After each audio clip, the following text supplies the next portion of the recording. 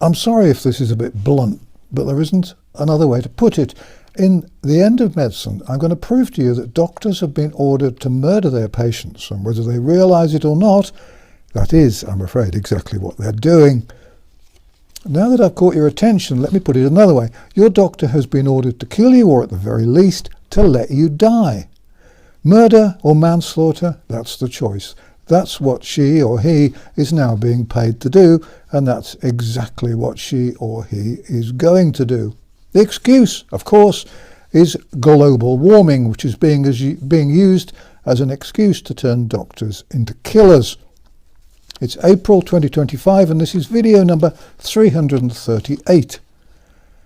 Everyone with a functioning brain tissue knows that global warming is a scam with the ultimate aim, as I warned when we were both much younger, being depopulation and the killing of billions. And what better way is there to kill billions than by withdrawing medical care? And what easier and more convincing way than to blame global warming for everything they say they have to do? The medical establishment is pushing us relentlessly and remorselessly into the sort of society available in China, a technocracy, a world controlled by scientists and technicians. Medicine has, I'm afraid, long been run by crooked and ruthless people who are easily manipulated by the prospect of profit. As a result, medicine has retreated and is failing patients. Naturally, they're beginning by killing the disabled, the elderly, the frail, the mentally ill and the poor. But however fit you are and however young you are, they're after you too.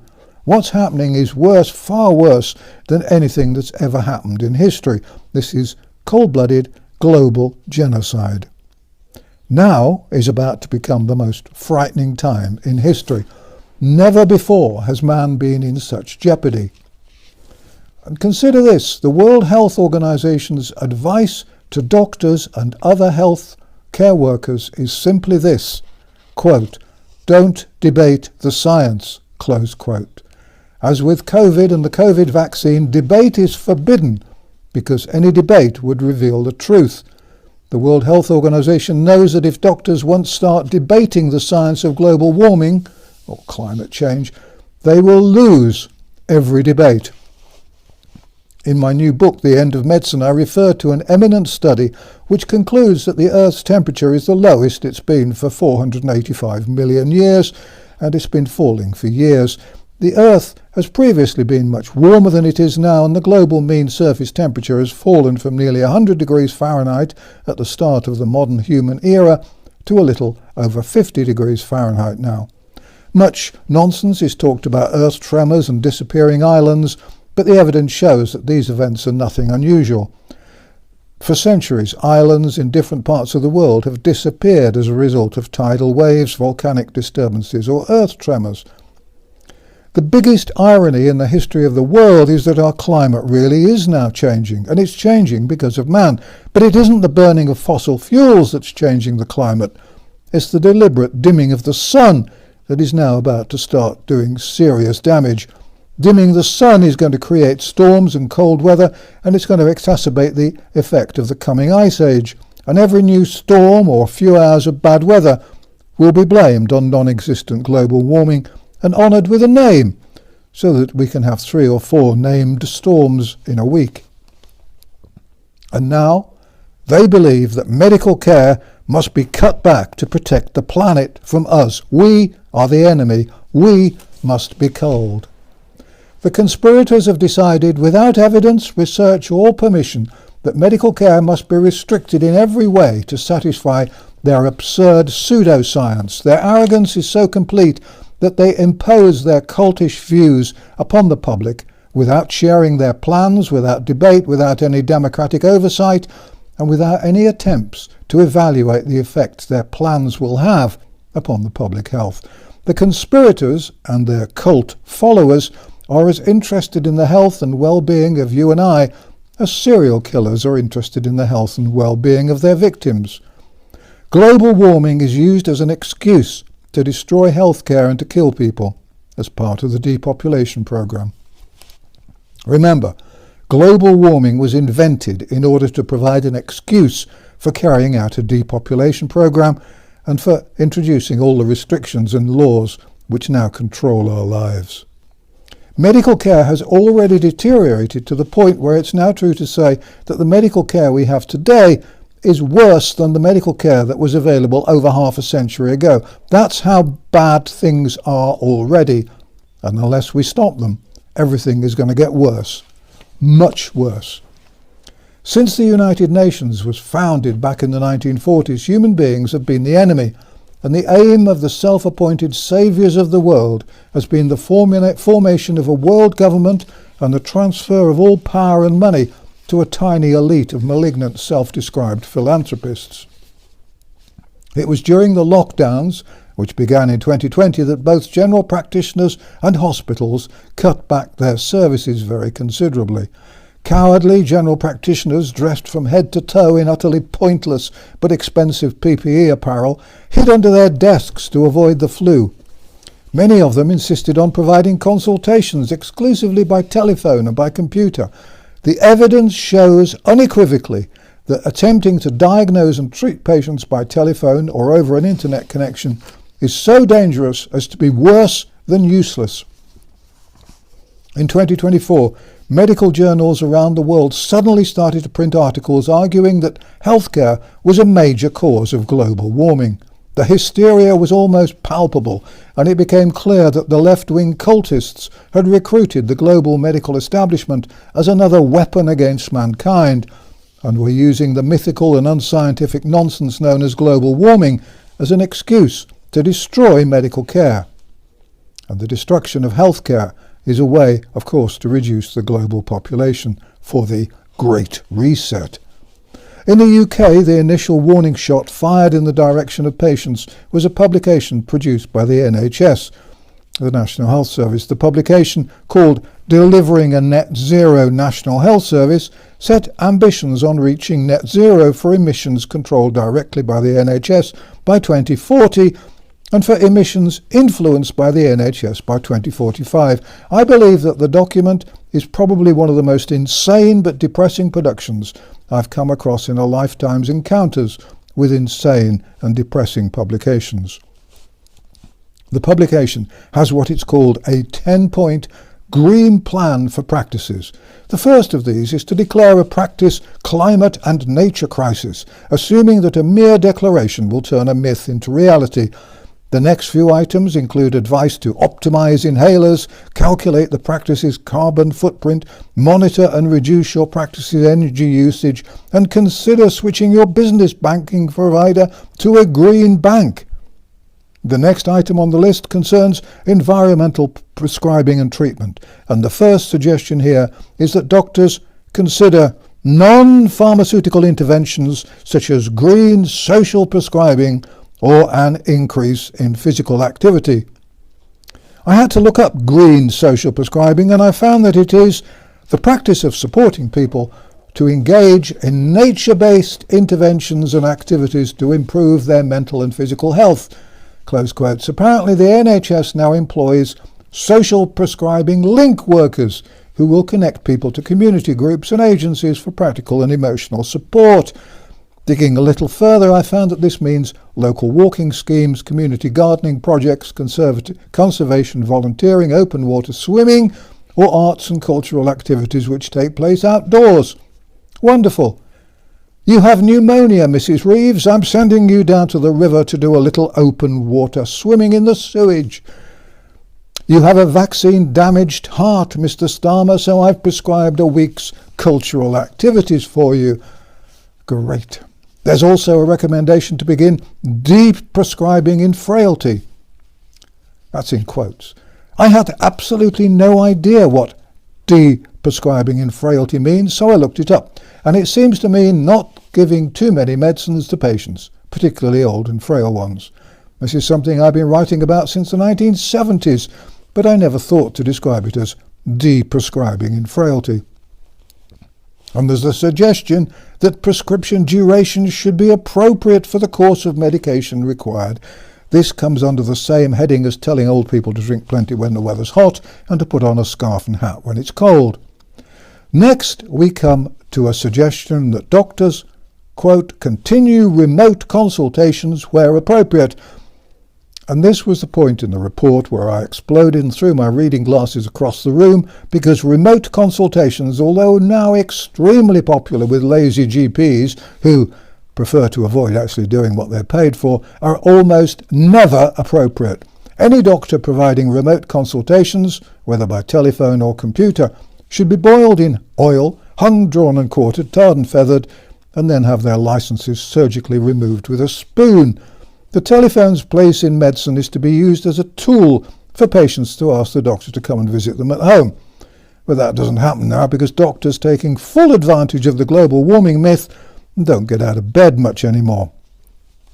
The rest of the report was just rubbish. Next on the list was engage, educate and empower patients to take individual action on the climate crisis for the benefit of their health. Close quotes. Since there's absolutely no climate crisis, this suggestion was clearly superfluous. And if there were a crisis, I'm not quite sure what individual patients are supposed to do about it other than worry. Next on the list came promote active transport for both staff and patients. I had to look this up. And though I originally thought it might mean walking or bicycling, it doesn't. Active transport is defined as the movement of molecules or ions across a cell membrane from a region of lower concentration to a region of higher concentration against the concentration gradient. I hope you are confused by this, because I am.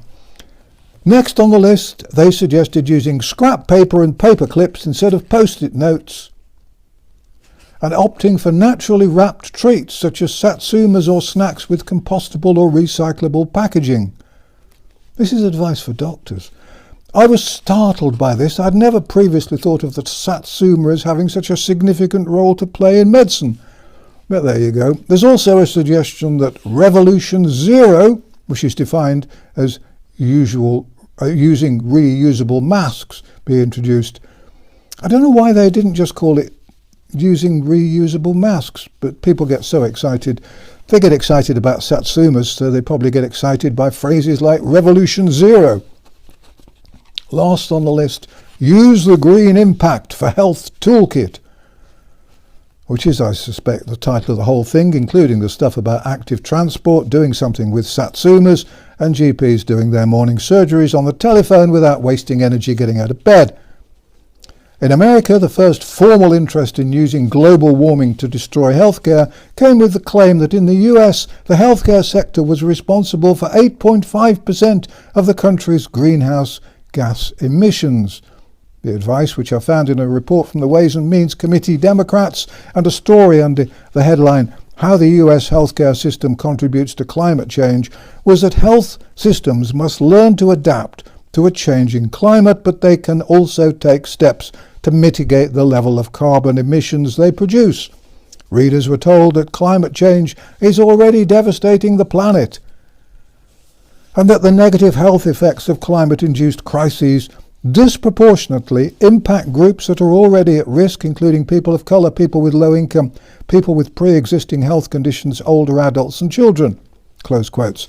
They didn't explain why people of colour are more likely to be impacted by the devastation they say is already affecting the planet, but they did say that climate change disrupts the health system's ability to deliver safe, effective care. Again, no evidence was offered for this bizarre claim. The Committee on Ways and Means chair sent out a request for information to hospitals and health systems to find out how climate events had impacted them. The conclusions from the respondents was summed up as, "The climate crisis knows no bounds." A majority of respondents told the committee that they had experienced at least one extreme weather event in the last 5 years. There was no definition of an extreme weather event, but I assume the respondents meant they had experienced a very windy day, a very hot day, or a very cold day. I think an analysis of people in any century would report much the same. This utter gibberish helped prepare the ground for the destruction of medicine, and with the ground prepared, the next move was to start laying the foundation stones for the takeover of medicine and the deliberate, cold-blooded destruction of healthcare. In a paper entitled How Clinicians Can Lead Climate Action to Protect Patients and the Planet, it was argued that clinicians must embrace their roles in creating an environmentally sustainable healthcare system to protect patients and the planet, and that the US healthcare system must be proactive in mitigating climate change, and clinicians have a big role to play. Once again, the assumption was made that global warming is real. That's really not how science is supposed to work. You can't just say the best way to treat pneumonia is to give patients a bowl of custard, or the best cure for gout is rhubarb pie. You need evidence before making a claim, and there isn't any. The paper says that there are several reasons why all clinicians should get involved in reducing healthcare's alleged contribution to climate change. First, they claim that climate change leads to public health damage, that they offer no evidence, and reducing this damage is a moral, professional and public health imperative of clinicians. And that's rubbish too. Clinicians have one responsibility only, to do the best to diagnose, treat and care for their patients. That's it. Second, they allege that clinicians are among the most respected professionals in society and can influence patient care policy and advocacy.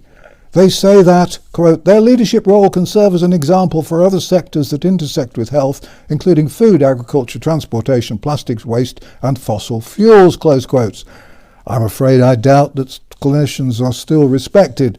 The COVID vaccine fiasco pretty well destroyed that, and I don't think that even if they are still respected, doctors have any responsibility to promote the dangerous pseudoscience that is leading us directly into net zero, something that's causing illness and death on a global scale. Third, they claim that impact from climate change causes preventable harm to patients, the public and the planet, close quotes. Once again, they don't offer any evidence because there isn't any evidence. There's a lot of hot air, but hot air isn't scientific evidence. The paper also states that climate change impact could create harm similar in magnitude to that caused by medical errors, close quote. I agree that medical errors cause massive harm. I've been pointing this out for decades. 1 in 6 people in hospital is there because they've been made ill by a doctor. And every year, millions of patients are killed by doctors, who are one of the top 3 causes of death. But before making changes to adapt to a non-existent problem, wouldn't it be wise to deal with an acknowledged real problem, the growing incidence of doctor-induced disease? So what does all this mean? Well, it apparently means using environmentally friendly inhalers and yoga. And there's a lot of the usual sort of chatter about organisational sustainability efforts. I believe, by the way, that it's now illegal to discuss global warming without using the word sustainability on a regular basis. And there's talk of environmentally friendly products and services and the need to build awareness and enable change. The whole thing sounds like a leaflet published and distributed at a nutty conference for sandal-wearing alternative health fanatics. Disappointingly, there was no mention of the role of the satsuma in the American recommendation. The medical profession has now become more hysterical than ever. It's repeatedly claimed that climate change is a leading threat to global health. Solutions offered including moving care out of hospitals and avoiding unnecessary interventions. That means treatment. It was officially claimed in the UK that dealing with global warming had the support of both the public and the NHS staff. Once again, no evidence for this was offered. It was argued that one seasonal influenza vaccination has an estimated carbon footprint over 14 times smaller than the treatment of one case of influenza. However, this self-serving statement, guaranteed to delight the drug industry, was not accompanied by any evidence that the two are linked. How many patients who are vaccinated avoid developing youth influenza? Sorry, we don't have that figure available. How many patients are killed or seriously injured by flu vaccines? Sorry, we can't tell you that because it's secret. This bizarre and unscientific nonsense about the flu jab is a clue to the future they have planned for us. Our designated future will be dominated by vaccines, especially the toxic, unproven, untested mRNA vaccines. And being jabbed with yet more untested, probably toxic vaccines will be compulsory, as I warned you in March 2020. We'll be told that because of global warming we have to rely on preventative vaccination programs. It's coming. It's stated that by discharging hospital patients earlier, huge amounts of money and carbon dioxide can be saved. There is, of course, no evidence that patients who are discharged earlier are more or less likely to live, and no one seems to have bothered to find out whether patients who are discharged earlier need to go back into hospital. It's stated that delivering hospital care in a home setting can also bring carbon savings and financial savings, but there doesn't seem to be any evidence that hospital patients who are treated at home do as well as patients who are treated in hospital. Isn't this something that should be tested in properly conducted experiments rather than plucked out of the air? There's something that seems like a good idea. It was also stated that lower carbon alternatives can be sought in hospitals, and so it was suggested that alternatives to a popular anaesthetic gas should be used.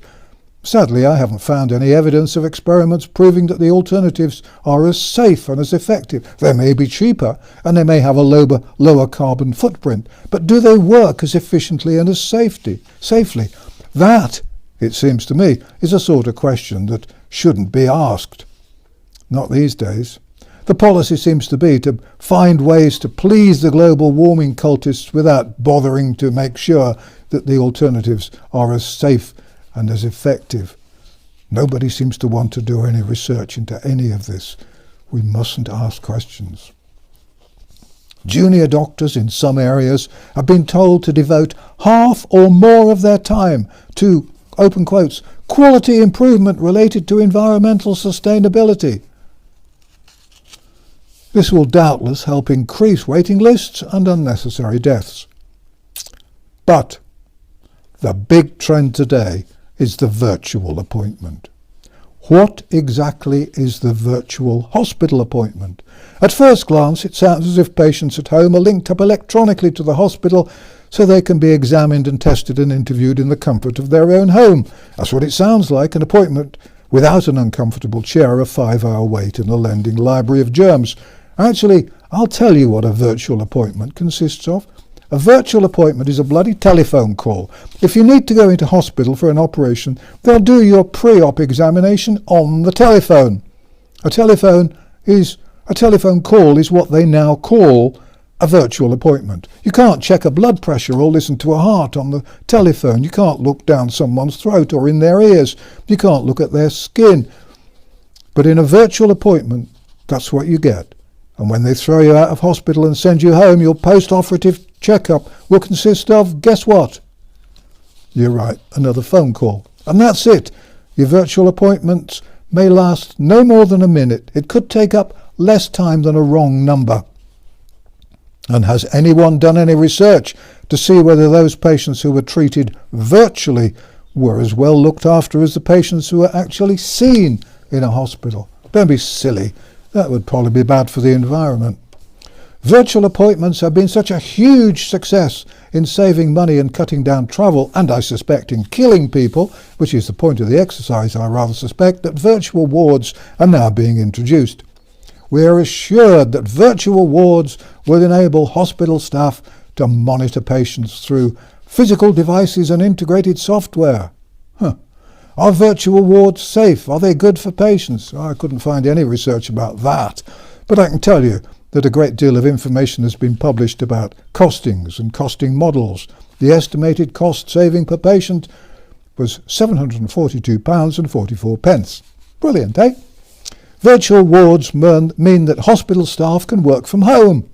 The patient can stay at home and the medical staff can stay at home too. The two groups need never meet at all. No more bedpan emptying, no more dirty bed sheets. The virtual ward will operate from 8 a.m. until 8 p.m. in the evening. Patients won't be allowed to fall ill outside those hours. No more annoying nighttime emergencies. People who disobey the rules and fall ill at night are allowed to die, and that's it. Oh, and patients will be involved in decision making. Actually, from what I've seen, they may well be making all the decisions. The savage truth about the future of medicine was apparent when the Royal College of General Practitioners in the UK finally succumbed to the lunacy and published a publication entitled Green Physician Toolkit, though it would have been, perhaps in my view, more accurately described as How to kill patients, do less work and still feel good about yourself. The booklet began by claiming that climate change is one of the biggest threats to human health. Oh, here we go again. And is projected to cause an excess of 250,000 deaths per year by 2050. No evidence whatsoever was offered for this rather bizarre and exotic proposal. Readers were warned that the UK would not be immune from the effects of extreme heat, flooding, or the inevitable arrival of climate refugees. The authors of the publication claimed that 2022 was the hottest year on record, causing 3,000 excess deaths. Naturally, no evidence was offered for this claim, which, having lived through much hotter years, I don't believe for a second. And there is no mention of the fact that if the weather does become warmer, then the number of people dying from cold will presumably fall from the current level of between 60,000 and 100,000 a year in the UK alone. Global warming, if it were true, would reduce deaths, not increase them. The UK Health Security Agency was quoted as saying that heat-related deaths could increase by 10,899 per year between now and the 2050s. I love it. 10,899 per year. They know exactly how many people are going to die. Naturally, no evidence was offered for this remarkably specific estimate, which would, it should be noted, still produce far fewer deaths than the usual cold of a British winter. It's interesting to note that the specific figures quoted are rather reminiscent of the very specific figures quoted for deaths from COVID-19 at the beginning of the pandemic hoax, figures which in February and March of 2020 I dismissed as so much rubbish. You will doubtless be relieved to know that the Royal College of General Practitioners has produced an impressive list of ways in which doctors are encouraged to deal with the alleged global warming scare. They suggest that doctors ensure both initiation of medication and ongoing use is decided in collaboration with patients by using shared decision-making guidance. They want doctors to switch from intravenous to oral antibiotics, though this is surely a clinical decision, and there's the usual heavy-duty bureaucracy so popular with global warming cultists. Doctors are encouraged to identify your sustainability lead, clinical and sustainability lead on the board, and to incorporate climate change and sustainable healthcare as a standing item in all clinical governance meetings. Doctors are told to make sure to use the right bin and to think twice before making a request for blood testing. And doctors are told to reduce unnecessary prescriptions. I'd have thought that cutting out unnecessary prescriptions should have been part of every doctor's professional life since they first slung a stethoscope around their neck in earnest. And there is the killer, literally, advice to offer remote consultations and remote monitoring where clinically appropriate. Lazy doctors have leapt on this advice as an excuse to stop seeing patients. But actually, as has been proven, remote consultations are never ever appropriate because you can't look down somebody's throat, you can't look in their ear, you can't listen to their chest, you can't palpate an abdomen, you can't do anything over the telephone apart from say, "Hello, how are you?"